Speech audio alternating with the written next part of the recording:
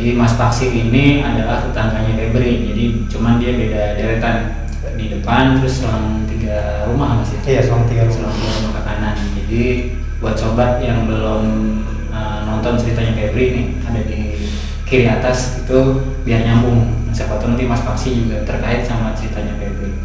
Pengalaman saya pribadi di tahun 2019 awal, kalau nggak salah pada bulan Januari, pada saat setelah saya pindah di rumah tersebut, saya mengalami beberapa hal aneh. Jadi gini Mas Niko, hal aneh tersebut waktu saya, wajar kan orang pulang kerja sebelum masukin kendaraan ke dalam rumah mencuci gitu ya. Jadi setelah saya selesai mencuci sambil menunggu motor itu kering, saya awalnya secara samar-samar gitu dengar suara cewek. Awalnya saya mikir, oh mungkin tetangga, sama-sama warga baru. Cuman karena arahnya dari area dekat rumah saya yang kebetulan tidak ada bangunan, saya mulai bertanya-tanya di situ, Mas. Ini suara apa? Cuman namanya kita tempat tinggal di situ, ya kita santai-santai aja lah. Atau kita bakal nempatin di sini untuk selamanya gitu. Lalu berulang-ulang, sudah sekitar 3-4 kali suara cewek. Itu jam berapa Mas? Itu kurang lebih sekitar setengah 11 malam. Ya, setengah 11 malam. Dan saya setelah berulang-ulang saya coba mendekati lokasi tersebut. Cuman kenapa suara cewek tertawa itu sangat santar ketika saya mendekati pohon pisang di posisinya berada di dekat rumah saya, di pertigaan gitu, di gitu. Oh berarti dekat pas kita main pingpong? Ya betul, benar-benar banget itu. Saya mencoba mencari tahu sebelum jadi perumahan sebenarnya lahan ini itu apa dulunya. Ternyata informasi dari Bapak Security tersebut, lahan ini sebagai salah satunya lapangan sepak bola dan selebihnya semak belukar, dan sering dipakai di area tersebut dulunya buat remaja-remaja yang biasa lah. Remaja itu kan hobinya suka ke tempat yang gelap-gelap Mas, antara mencari keterangan dan mencari menghindari keramaian. Iya gitu lah. Lalu untuk yang di tahun 2019 juga pada bulan Agustus Mas, itu bisa dibilang itu titik klimaknya saya melihat sesuatu bisa dibilang makhluk gaib lah. Ya saya percaya makhluk gaib kita emang ada di sini. Cuman dari sebelumnya saya memang sering Mas diganggu. Baik saya pada saat tugas di lapangan maupun di kantor lama saya dulu di daerah Menteng. Cuman biasanya gangguannya dalam bentuk suara gitu. Bukan Mas, lebih ke ini sekelibat ada sesuatu yang bergerak cuman sangat cepat gitu. Jadi kita nggak bisa nangkep dengan jelas gitu. Nah pada tahun 2019 itu kebetulan pada bulan Agustus saya dan teman-teman kebetulan ditunjuk sebagai panitia 17-an, dan beberapa hari sebelum acara perlombaan tersebut dimulai, kita mencoba menyiapkan venue acara Mas. Setiap pulang dari kerja selama beberapa hari itu, saya setelah sampai rumah saya langsung ke lapangan Mas. Itu start dari jam berapa kira-kira? Biasanya start dari jam 9 malam sampai selesai. Sampai selesai. Jadi kalau nurutin sampai selesai sih mungkin selesainya bisa subuh ya. Cuman karena saya ingat besoknya saya masih masuk kerja lagi, mungkin saya batasin ketika jam 1 atau jam 2 saya pulang Mas, supaya masih dapat waktu untuk istirahat. ada hari keempat kurang lebih. Pada hari keempat saya persiapan merape kain itu, saya ngerasa ini mas, kenapa angin ini tiba-tiba setiap hari kencang gitu ya kan, dari yang sebelumnya. Cuman kenapa di hari tersebut tumbenan nggak ada angin, nggak ada hujan. Ya, cuman 3 hari pertama angin kencang.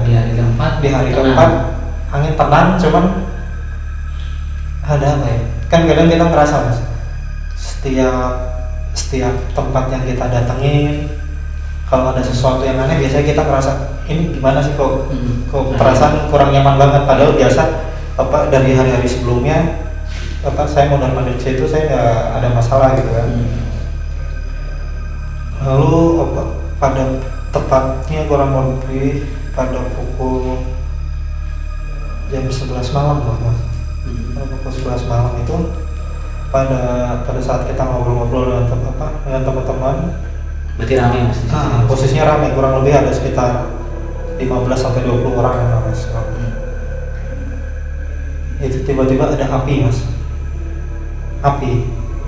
Awalnya teman saya yang memberitahu saya bahwa awas itu ada api di atas. Saya pikir main-main ya, karena sebelumnya saya belum pernah melihat kayak gitu. Setelah saya nengok ke atas, ternyata benar-benar bola api terbang, kecepatannya kurang lebih sekitar 15 km per jam mas. Jadi kita, bukan saya aja sih maksudnya, saya dan teman-teman saya bisa melihat semua. Itu bola apinya sebesar bola kaki atau? Kurang lebih sekitar lebih kecil sih mas. Mungkin seukuran bola sepak takraw lah. Di hari berikutnya setelah hari keempat itu, di hari kelima kebetulan ada salah satu warga di perumahan saya ini yang kesurupan mas. Itu posisinya kurang lebih kesurupan setelah maghrib. Iya, setelah maghrib. Saya sih sebenarnya nggak melihat langsung yang kesurupan, cuman karena kebetulan saya masih kerja gitu mas, saya masih perjalanan pulang dari tempat kerja ke sini. Saya baca setelahnya sampai rumah saya baca di grup, ternyata dapat informasi seperti itu. Kebetulan yang kesurupan seorang wanita, istri dari salah satu teman saya. Saya mencoba cari tahu informasi tersebut, kayak gimana kejadiannya, gimana kronologisnya. Ya kurang lebih kebetulan wanita tersebut bisa melihat makhluk gaib, dan sebelumnya informasi dari suaminya bisa berinteraksi dengan makhluk gaib. Sebelumnya seperti itu informasinya. Pada saat kejadian itu ada salah satu warga di tempat saya juga yang menghampiri, yang kebetulan beliau mempunyai ilmu. Bisa ya? Ilmu ya, dan mencoba memindahkan makhluk gaib yang istilahnya nempel atau apa itu, memindahkan ke lokasi lain. Udah, setelah itu dipindahkan, malam ya, pada waktu saya ngumpul lagi di lapangan, masih persiapan 17-an. Saya kurang lebih pada pukul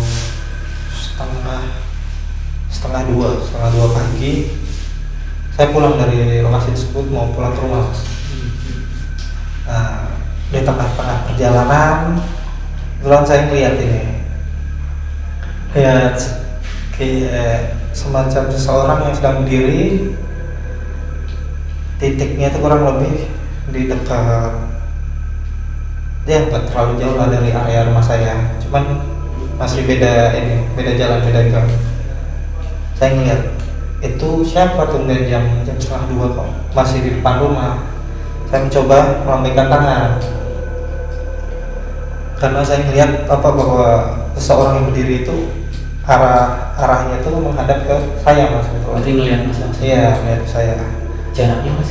Jaraknya kurang lebih 100 meteran mas dari titik saya berhenti melambaikan tangan itu. Lalu setelah saya maju kurang lebih 20 meteran lagi di persimpangan, saya mencoba melambaikan tangan lagi mas. Oh, berarti makin dekat nih? Iya, makin dekat. Makin jelas? Kurang lebih sekitar 80 meter jarak dengan seseorang tersebut. Saya mencoba melambaikan tangan, cuman nggak ada respon mas. Betul. Karena nggak ada respon, saya mikir, mungkin ini orang yang sedang telepon atau makanya dia nggak fokus melihat saya gitu kan. Cuman pada saat saya mau belok, saya mencoba melihat dari ujung atas sampai ujung bawah. Saya baru sadar kalau seseorang tersebut berbalutkan kain putih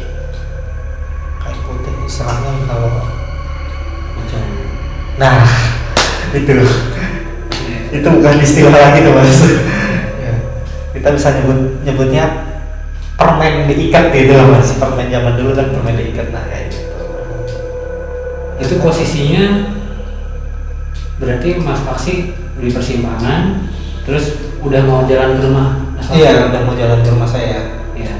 Nah di waktu itu juga itu saya mulai deg-degan nih.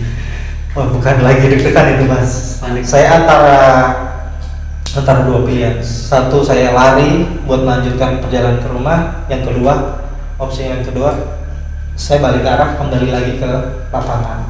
Dan di lapangan masih banyak teman? Masih banyak kawan-kawan, ya betul. Terus. Cuman setelah saya pikir, karena besok saya masih masuk kerja, saya mencoba memberanikan diri. Jadi saya sampai rumah, tumben-tumbenan saya nggak bisa tidur mas. Nggak bisa tidur, kurang lebih saya baru bisa tidur sekitar jam 4 pagi. Tapi itu untungnya pocongnya diam di situ berarti? Iya, itu ya. dia. Buktinya kan mas Paksi udah melambai gitu ya. Di hari berikutnya, selang 1 hari juga mas. Persis selang 1 hari. Itu kebetulan pada tanggal 16 atau 17 Agustus saya lupa. Pokoknya pada waktu perlombaan pertama. Iya, berarti hari perlombaan pertama. Setelah perlombaan dari pagi mulai hingga sore. Setelah itu break karena dilanjutkan di hari berikutnya. Pada saat itu panitia coba kumpul dan panitia bersama teman-teman mencoba kumpul di venue acara dan mulai bersenda guru gitu mas. Kita mencoba ngobrol-ngobrol, ketawa-tawa. Terus panitia juga mulai mereview hasil lomba yang dilaksanakan tadi pagi hingga sore. Setelah itu kita mulai dipecah mas menjadi 2 tim. Ya. Dari arahan ketua panitia kita dipecah menjadi 2 tim, yang setengah tetap stay berada di lapangan di venue, yang setengah lagi diminta untuk membungkus kado mas. Kebetulan membungkus kadonya lokasinya kurang lebih selang 5 rumah dari venue acara di lapangan. Setelah itu jam berapa mas mulai dipecah? Itu kurang lebih jam, saya kurang ingat sih mas tepatnya. Cuman kurang lebih udah di atas jam 10 malam itu. Yang mendekati tengah malam. Yang mendekati tengah malam. Kita kumpul kurang lebih ada sekitar 8 atau 9 orang. Ya, 8 atau 9 orang. Pada saat kita mulai membungkus kado buat hadiah lomba tersebut, saya dengar awalnya sih, sebelum saya dengar ada teman saya di sebelah saya yang mencolek saya. Dia mengatakan gini, mas, itu ada suara cewek ya, suara cewek yang mana? Awalnya saya bilang kayak gitu. Lalu teman-teman saya mulai merespon, suara cewek mana sih? Gitu. perasaan kita cowok semua, nggak ada yang cewek. Coba ya dengerin lagi. Nah pada saat kita mulai coba diam, kita coba fokus suara apa, mencoba mendengarkan mana sih suara ceweknya kayak gitu. Ternyata cuma kedengaran suara aungan anjing yang kurang lebih mungkin ada di sekitar luar komplek lah. Nah, selang 5 menitan dari kita mendengarkan tadi itu, kita benar-benar kaget mas. Kagetnya gimana? Saya dan teman-teman saya mendadak mendengarkan suara cewek yang sangat keras meminta tolong. Yang karena saya dengar jelas suara cewek itu minta tolong sebanyak kurang lebih 3 kali. Nah, 3 kali. Lalu kita mulai coba buat beranjak dan menyebar buat mencari tahu di mana itu suara minta tolong. Ya, kita kan takutnya lagi malam-malam ada suara cewek minta tolong, takutnya ada apa-apa gitu mas. Takutnya ada warga yang beneran. Iya, beneran membutuhkan pertolongan. Nah, ketika kita mencoba buat keliling, kita sama sekali nggak menemui itu mas. Nggak ada aktivitas dari seorang wanita yang berada di luar rumah atau di depan rumah. Sampai akhirnya kita kumpul di titik itu lagi. Lalu ada beberapa kawan-kawan yang sedang berkumpul di lapangan, yang mereka juga turut membantu buat keliling. Dia menghampiri kita. Ternyata mereka sudah keliling hingga ujung-ujung komplek. Emang benar-benar nggak ada ini mas. Berarti yang di lapangan juga dengar? Iya, yang di lapangan juga dengar. Cuman mereka itu kagetnya karena kita itu berdiri semua dan tiba-tiba menyebar, ya kan. Dan mereka beberapa menemui teman-teman saya yang bagian membungkus kado dan nanya ya ada apa tadi kira-kira. Terus ya itu teman saya menjelaskan kalau dengar suara cewek minta tolong. Lalu teman-teman yang di lapangan mulai mencoba buat keliling mas. Setelah keliling emang kita nggak menemui sosok wanita yang meminta tolong gitu. Jadi cuma suara aja. Jadi cuma suara. Dan di satu waktu itu juga ada salah satu warga, salah satu tetangga saya yang menghampiri saya dan bilang, Mas, nggak usah dicari-cari lagi, mungkin dia ngerasa keganggu. Saya awalnya keganggu Pak De, apa gara-gara ada teman-teman yang pada karaokean di lapangan. Ya mungkin bisa jadi itu juga mas, mungkin biasanya tenang, tumben-tumbenan sampai tengah malam kita masih rame-rame yang di lapangan karaokean. Iya, karaokean. Nah, saya di saat itulah juga saya mulai sadar, oh iya bisa juga seperti itu gitu. Lalu tetangga saya yang biasa saya panggil Pak D, itu salah satu warga yang dituakan lah gitu. Yang memberitahu saya kurang lebih dari tempat saya titik kumpul puskar itu selang 2 rumah mas, simpang posisinya itu diagonal samping gitu. Ya, diagonal dari rumah yang samping ini, nah di rumah sini di titik itulah yang menunjukkan mas itu makhluk yang kemarin apa Pak De? Itu kebetulan makhluk kemarin yang saya pindah dari yang cerita yang sebelumnya itu mas, yang ada salah satu wanita yang kesurupan. Makhluk itu dipindah. Awalnya dipindah. Kalau untuk lokasi yang awalnya saya kurang tahu ya. Cuman lokasinya bukan di situ. Cuman mungkin makhluk tersebut berpindah ke area sekitar tempat saya membungkus kado. Itu lokasinya sama Mas Paksi yang melihat pocong sebelumnya dekat nggak? Beda sih mas. Beda. Dan sosoknya sih wanita mas. Wanita. Tapi yang bisa lihat cuma Pak De. Cuman saya tahu awalnya kebetulan. Ini jujur saya cerita Ini prediksi semua nih mas. Iya. Ya kayak gitu lah. Karena saya masih apa ya bisa sebut itu Yang pengalaman yang nggak bisa dilupain sih mas menurut saya. mudah-mudahan ada narasumber lain, jadi tetangga-tetangga kita juga siapa tahu jadi nyambung nih. Oke, siap mas. Thank you buat sobat yang udah nonton sampai akhir. Jangan lupa subscribe yang belum subscribe, komen juga boleh aja ada yang cerita atau pengalaman yang sama atau ya apapun itulah. Ya. Sampai jumpa.